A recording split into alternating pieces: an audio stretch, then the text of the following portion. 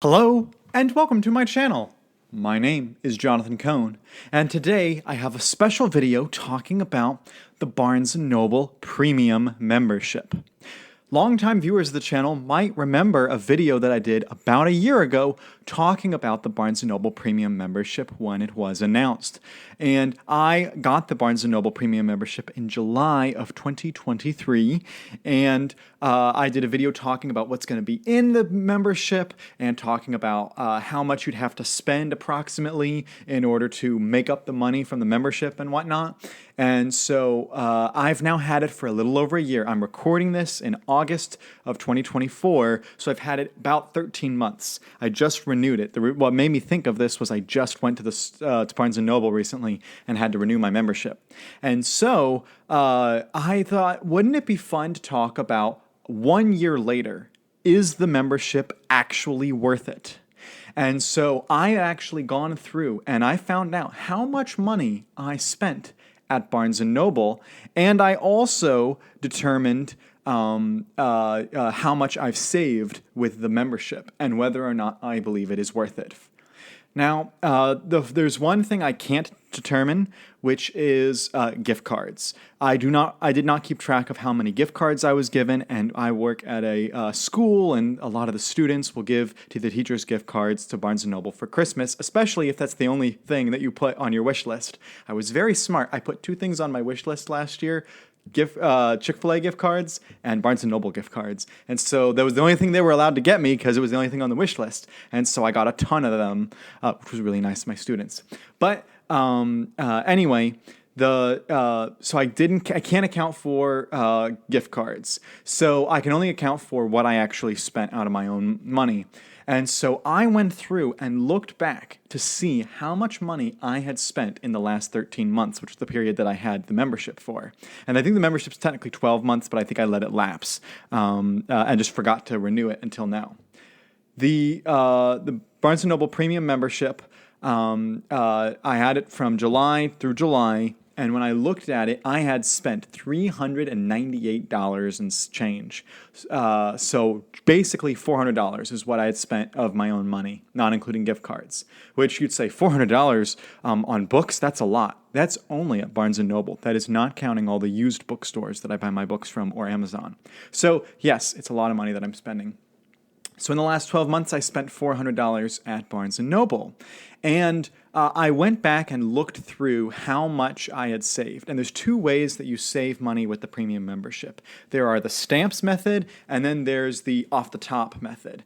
And the off-the-top method says that for every single purchase you do, for every single purchase, you get 10% off. Every purchase. So I calculated that if I've spent about $400-ish, that means I've gotten about $40 off from the premium membership, the percentile.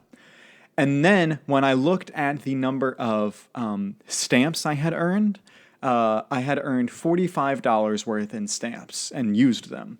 And that might sound like extra high, but one thing that Barnes & Noble does is they will do days or maybe a week or so where they do 3 times stamps or even 4 times stamps. And it's usually done before the shopping spree for a major time of the year.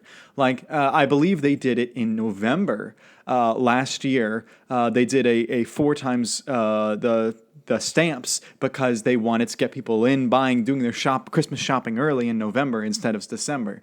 And so I happened to go in because I go into Barnes & Noble quite a lot. And when they were doing that, I ended up buying a lot of my Christmas presents because I buy everyone in my family books.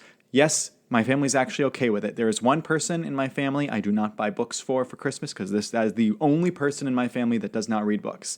But everybody else, they read books and in my immediate family. So I buy them all books. And I would buy them through Barnes & Noble, and I had 4 times stamps. So that's how my stamps got higher. I should have gotten about $20 worth of stamps if I spent $400, but I got about $45 worth because I went in on the days that there were 4 times stamps. So that's basically what happened. So I had $40 off from the general 10% off the top that you get on every purchase. And then from the stamps that I had earned, that was another $45. So you put it together, that's $85 off that I saved going to Barnes & Noble, which is, pretty close to basically 20%, 20% savings for me over the course of the last year. And the price of the premium membership is about $40. I think it's like $39.99, but it's $40. And to me, if the price of the membership is $40 and I saved $85, zero them out, I basically netted $45 in savings, basically. And so to me, this was absolutely worth the price of the membership because I saved a lot more money because I had the membership. And the question is, would I have spent that much money if I didn't have a membership there? The answer is probably yes, because I'm a big book reader. I buy a lot of my books through Barnes & Noble. That happens. So maybe I wouldn't have bought quite as much, but I think it would have been close enough that it wouldn't have made exactly, a big difference. So to me, the premium membership is a resounding yes. It is worth it because I buy $400 worth of stuff. And when I did my basic calculation, if you're taking out the double or triple or quadruple stamp times, if you're just talking about regular, you go in on a regular Tuesday and go and purchase a new release book that's a hardcover or a paperback, if you do that, I calculated that it's about $230 to $250. It's somewhere in there that you would have to spend in order to make up the $40 that you to make up the $40 that the membership is worth. So if you don't spend $230 to $250 or more, we'll just round up to $250. If you don't spend $250 a year at Barnes & Noble or more, the premium membership is probably not going to be worth it to you. But to someone who's a massive reader who buys a lot of their books, this is absolutely a necessity for me because it helps save some money.